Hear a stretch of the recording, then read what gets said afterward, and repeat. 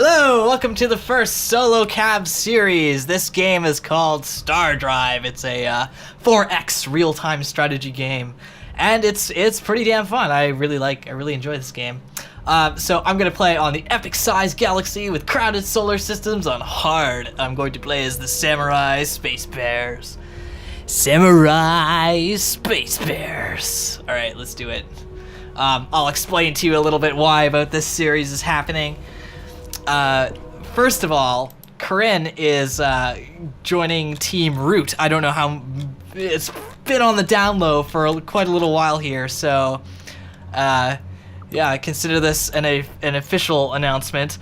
So she's going to the Root Team House for 3 months on the 25th. Yeah, I think that's what time it is. So, in order to keep the channel stockpiled with plenty of footage for your viewing pleasure, I will be augmenting our regular schedule with some solo content, and I hope you guys are okay with that. I'm certainly okay with playing awesome games while ranting about nothing and, you know, just talking to myself, because it's kind of weird without Coryn here, to be honest. I had at least 2 takes of starting this series where I completely tripped over my own words, and well, here I am.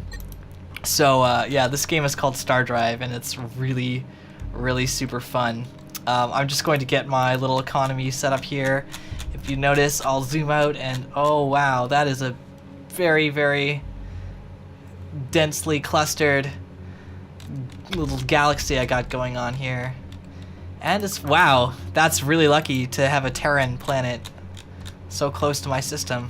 I'm going to colonize that right away. In fact, I should have colonized that before I colonized this. Alright, get down here. Oh, and what was the other reason I was gonna start the SoloKAB series? I think it's a lot easier for me to produce YouTube content than it is for me to stream.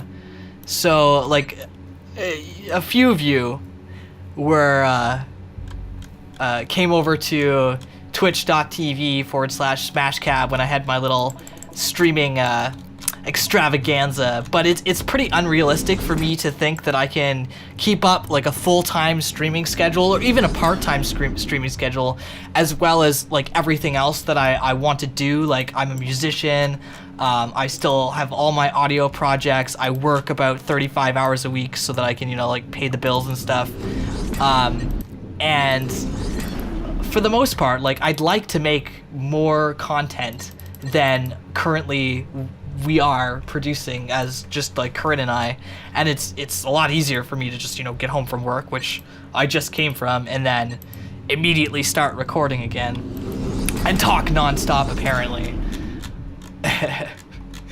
so maybe I'll talk a little bit about the game and how much I like it, because look at these my little scout ships are going out to explore the galaxy.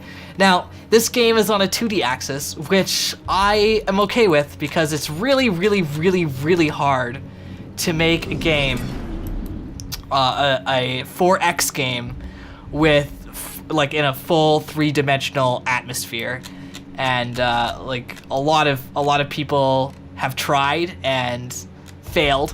And a lot of people have tried and said, oh, you know what, we're just going to do the 2D axis because it makes more sense. It's more practical in terms of an RTS, at least at this point, with the current amount of technology available. What's this? This is a barren average. So I'm playing, again, as the Samurai Space Bears, which are pretty awesome. Here, let me see if I can bring up a picture. Nope, that was the wrong thing. Go away. Diplomacy. There we go. See, this is me. I'm a Samurai Space Bear. The Karathai Shogunate. And apparently I'm #1 right now. And I'm going to be playing against hard computers, so things should get pretty dicey. Oh, you know what I forgot to do? I forgot to put my first research in, which is really bad because you have to start this right away. So, So I'm like immediately behind. Whoopsie daisy.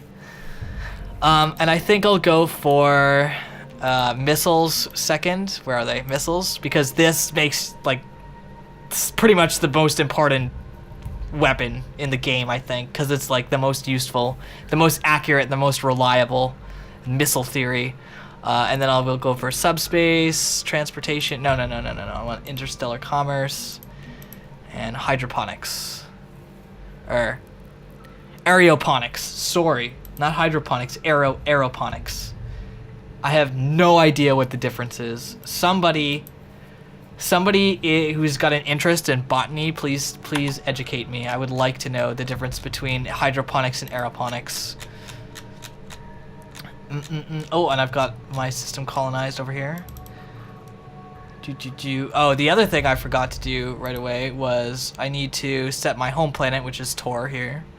I need to set it to export materials. I also want to adjust this so that I have more production income. So yes, this is your standard 4X strategy game. I don't know how many of these you guys have played personally, but the concept is fairly, I was gonna say simple, but it's actually really complicated. You have to manage all the resources in your empire, transport, like I have these, where are they? There we go. See this little ship here? Yeah, this is a transport ship. He's gonna go pick up food from my home planet here and transport it to where it needs to be. So if we click on this, we see that this planet has 153 food stores and 42 production. And then we'll click on this planet over here, and you'll see that it only has 16 food and 2 production. And it's not really all that useful right now because I can't build anything because, you know, I forgot to start my research. On that note, I'm going to lower my tax rate. Yes, sure, why not? 0%. 0% tax rate, because that will speed up my research. And actually, there's one thing I want to do. Train an agent. So, I think the first episode will basically be me just setting up my basic economy. I have to find more planets that I actually want to colonize. Like, I have 2 colony ships that I'm not using yet because, well, screw it. See, look here, there's a swamp planet. But there's always a chance that these systems are occupied by the neutral force, which are called the remnant. And you can't colonize anything when there's remnants around because they will just blow your shit up before it gets there. So, you see that little FTL jump? Ooh. So this is a swamp planet. Colonize that. And this is a desert planet. We'll colonize that one too, because these are not that bad. So if we zoom out here, we can actually, there's a nice little view. Oh, there's another swamp planet. Cool. I can just select the planets here. We can do it this way. You can manage almost everything from this view. Oh, that's a good world. I should prioritize that one instead. Where'd they go? Okay, you instead go and colonize this world. Yeah, that's right. You do that. Because this is a barren... Oh no, that's not what I wanted. Oh, it's 0.05. I thought it was over 5. Never mind, guys. I screwed up. I made the error. But I'll do that one instead. So there's a great deal of ship customization in this. I won't show, like, I won't spend copious amounts of time customizing different ships. I'll have all of that done before the episode starts.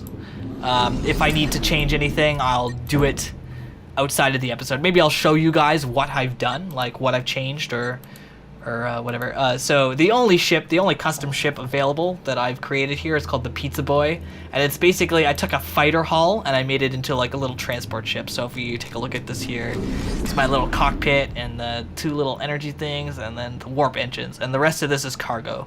So I can produce a bunch of these little ships and they'll start ferrying around my food production, transporting colonists, etc., etc.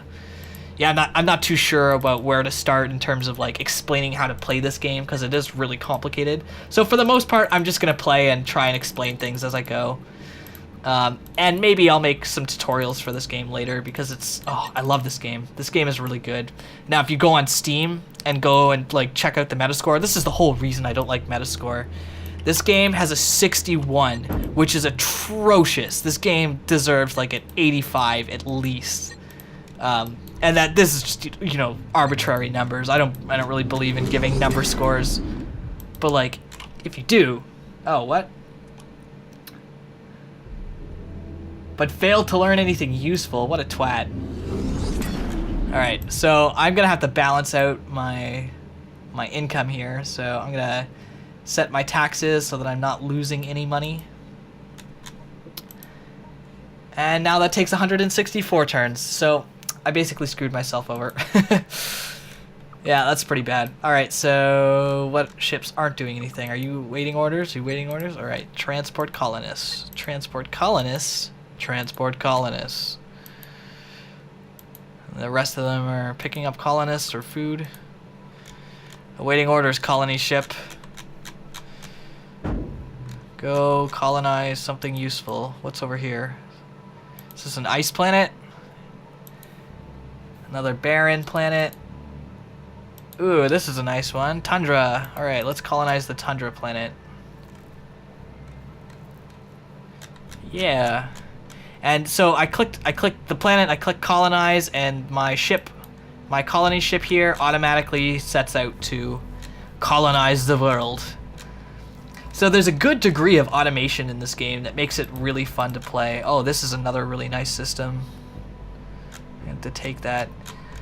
Yep, totally. All right, so colonize the Terran world. And this is a pretty nice desert planet too. All right, so check out this one. Swamp planet, also pretty good.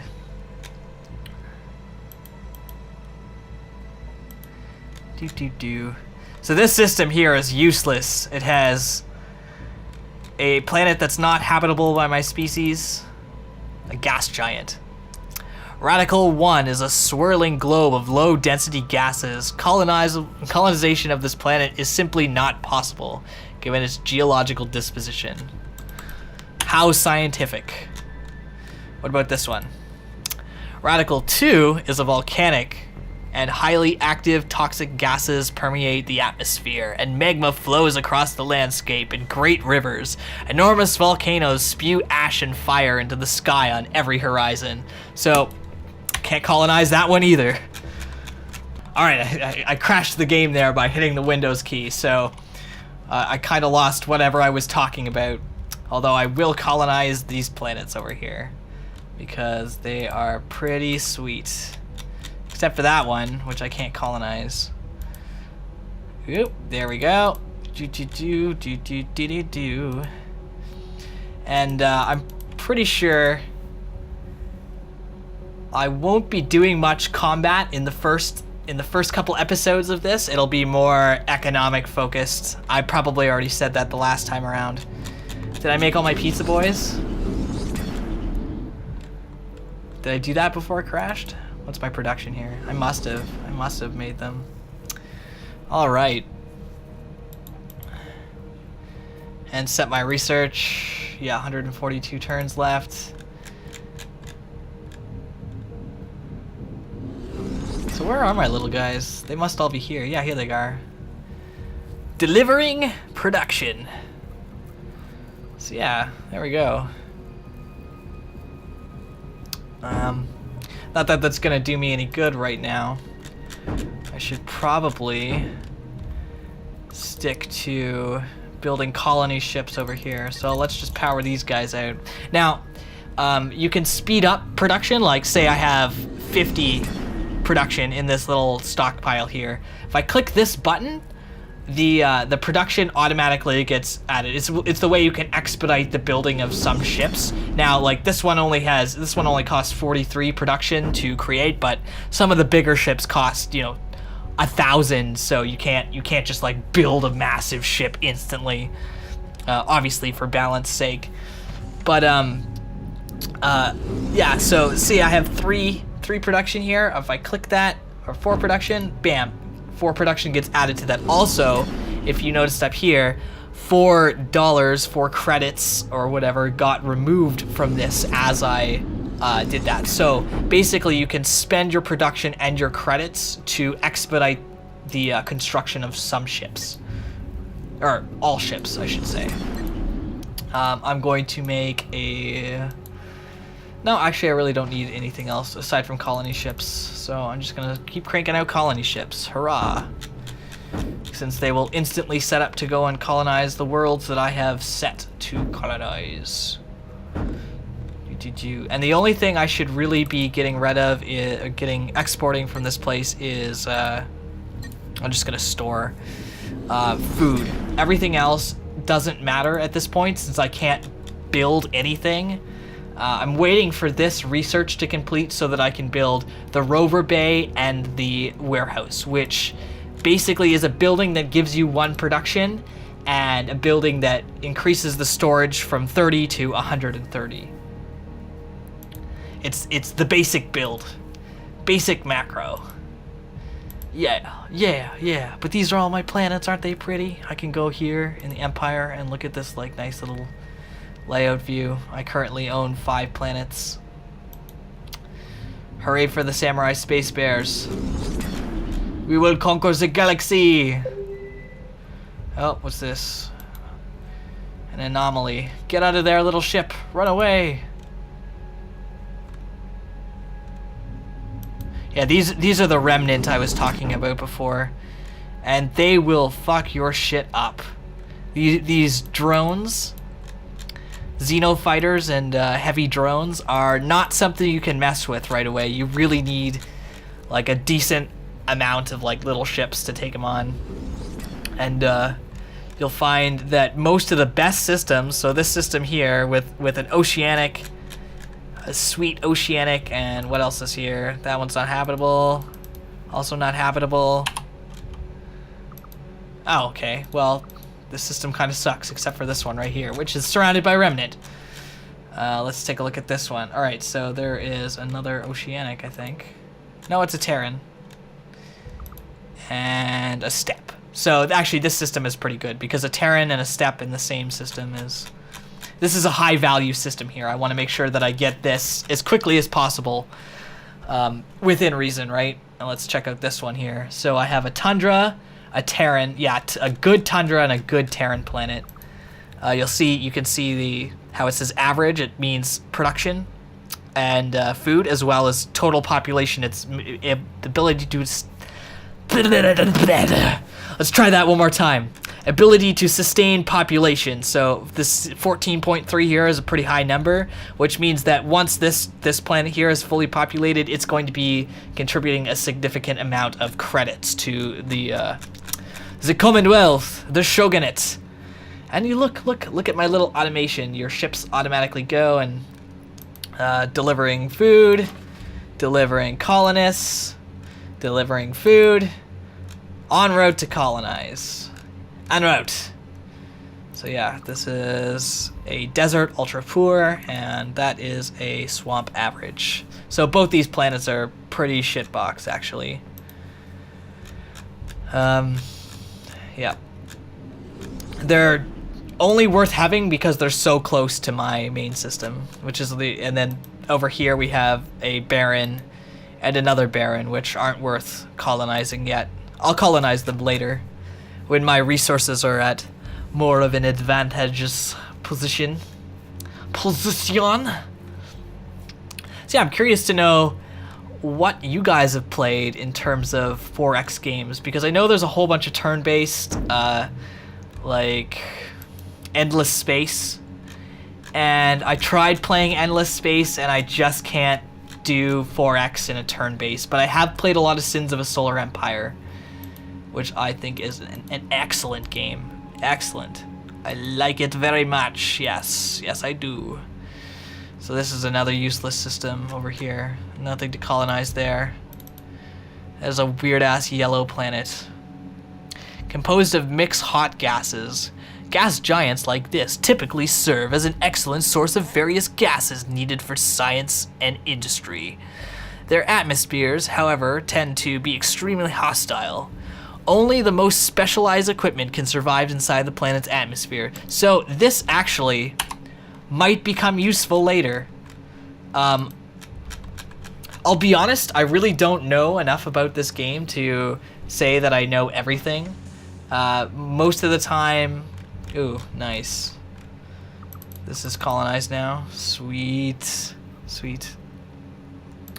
The first game I played was easy, and the second game I played was normal. And I did a bunch of, like, mock runs on hard, although I never really finished them because they were... You know, this game gets fairly... I don't want to say laborious, but it's pretty slow paced, which I think is okay for a series. You know, this is probably going to be this one game of Stardrive is probably going to go to like episode 25 at least. That's my prediction. Let's try and end it before episode 25, and I'm looking at like half-hour, 45-minute episodes for this series. Yeah, win. All right. Come on, let's go. Let's get it researched. 54 turns left, and a turn is 5 seconds, apparently. So whatever 5 times 54 is how long I have to wait before I can start doing that stuff. All right, now I do want to export, and yeah, I'm gonna get, let's see, I have 3 colony ships ready. So I can choose 3 more planets to colonize. Preferably don't suck ass. Now, those are both bad. Ooh, here we go. Here's a step. Let's take the step. Got that one, got that one. I'm gonna grab my scout ships and send them to explore these 5 down here. If I can find my scout ships. The problem with your scout ships is that when they run into the remnant, they tend to die, and you know, that sucks. What's this? You're a pizza boy? Okay. We'll let the pizza boys do their thing. We have to find a Fang Scout. Here we go. Exploring the galaxy. Alright, so you come down here.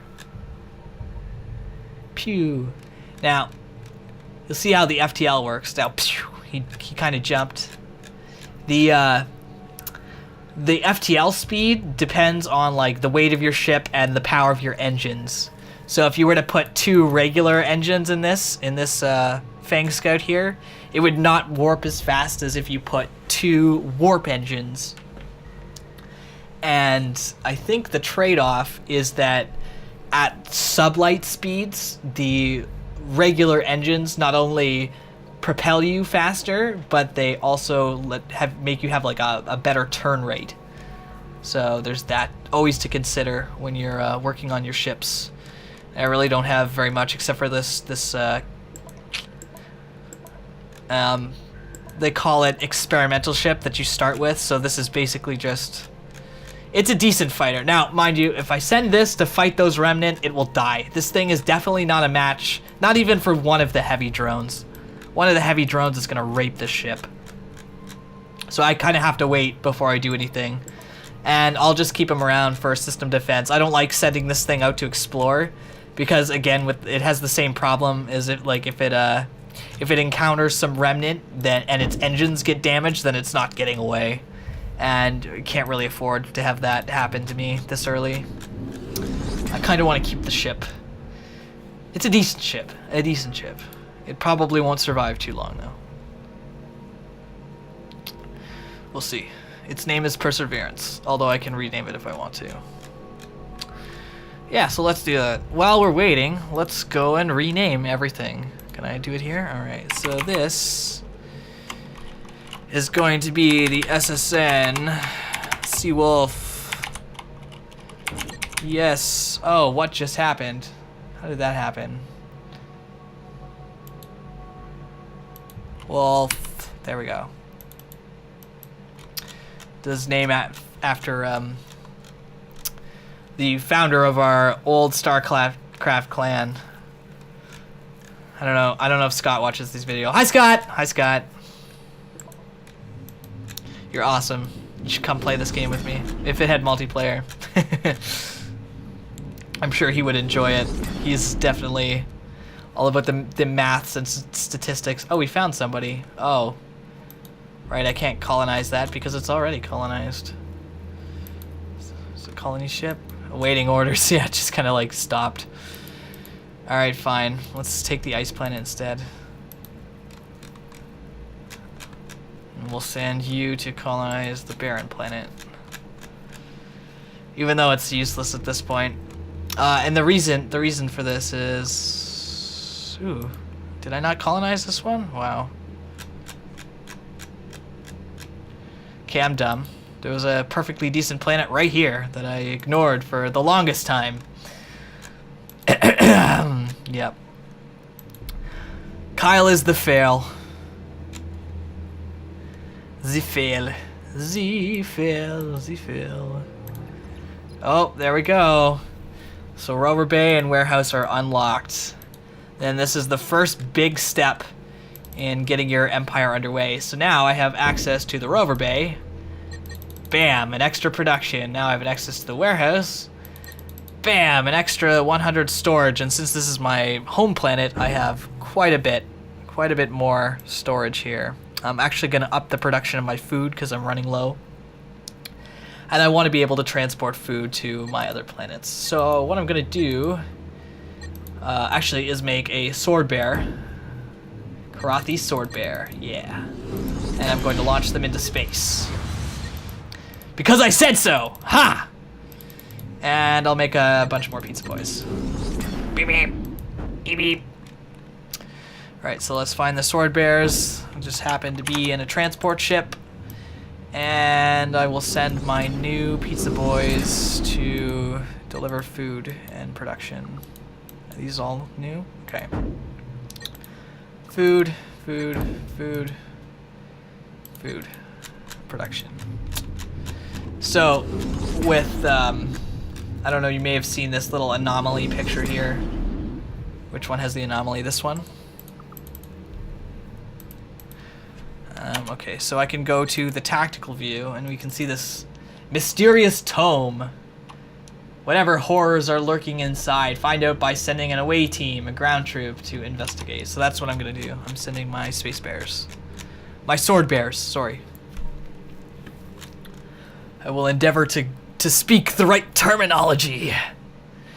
So we'll crack open that tomb, and I think that'll be it for the first episode. I really like the sound effects in this game too. That FTL sound. It's pretty cool. Don't you guys agree? I agree. I agree with myself. Yes. Oh, the other thing we can do while we're waiting is make rover bays and spaceports in every place that has it. Rover Bay. And since this production has already been imported here, I can just build that instantly. And now I have production here. Which means that this planet can start contributing. Yay! Rover Bay. Warehouse. Beep beep. Rover Bay. Warehouse. And you might be asking me why I'm not building these spaceports. Because it says 50% plus tax revenues, but it also costs 1 credit per turn in maintenance. So when you have a low population, it's not a good idea to build the spaceports right away. So I'm just waiting until I have a higher population, and I would like to start building on those worlds. In the meantime, however, I'm going to start adding rover bays and spaceports to every single one of my planets.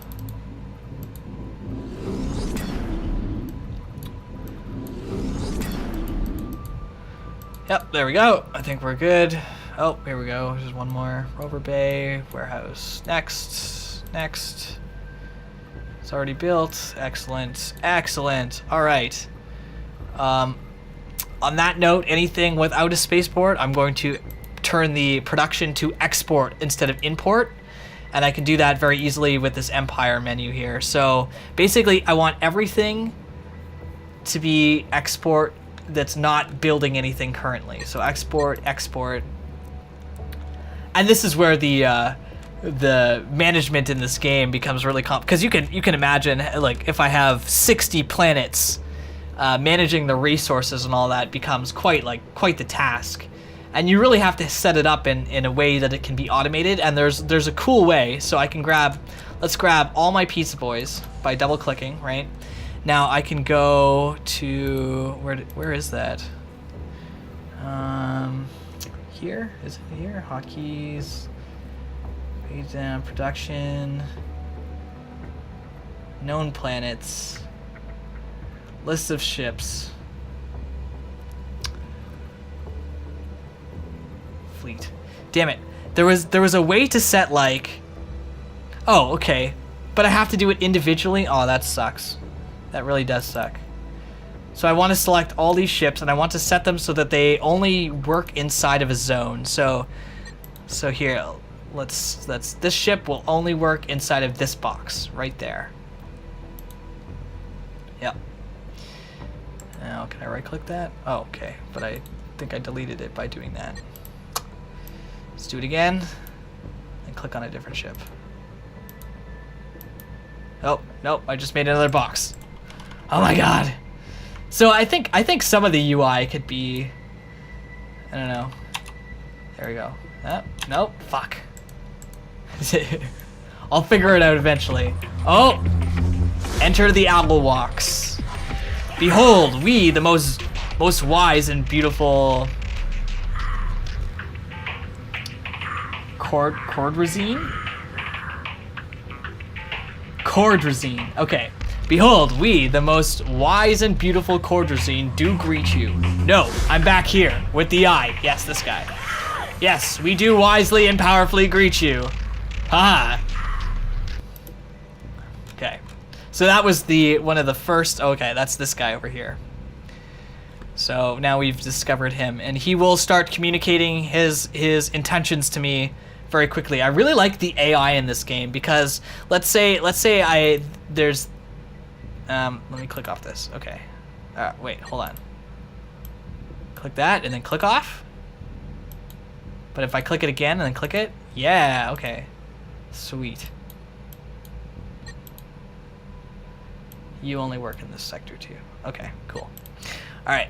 So let's say I depopulate the I kill the remnant here, and this planet is now colonizable because, you know, obviously all those remnant are dead.